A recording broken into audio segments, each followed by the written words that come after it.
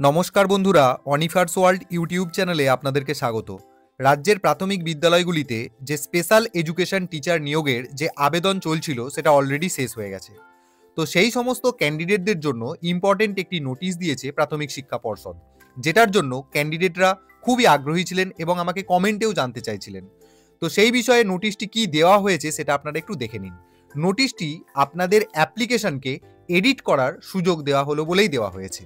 যারা ভুলভ্রান্তি করে ফেলেছিলেন তাদের জন্য এটাই কিন্তু শেষ সুযোগ।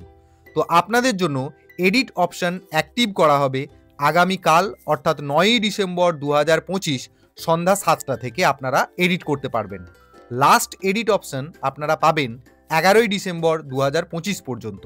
কিন্তু কতক্ষণ পর্যন্ত করতে পারবেন সেই সময়টা কিন্তু এখানে বলা নেই, তবে সম্ভবত ওটা রাত্রি 11টা 59 পর্যন্ত আপনারা এডিট করতে পারবেন লাস্ট। অর্থাৎ আপনাদের এডিট অপশন অ্যাক্টিভ থাকবে 11ই ডিসেম্বর 2025 রাত্রি 11টা 59 পর্যন্ত।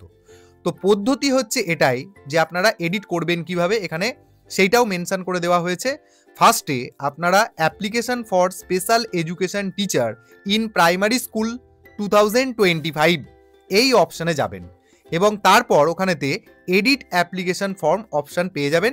সেখান থেকে আপনারা আপনাদের প্রয়োজনীয় তথ্য দিয়ে লগ ইন করে নিয়ে এডিট করে ফর্মটাকে সাবমিট করবেন।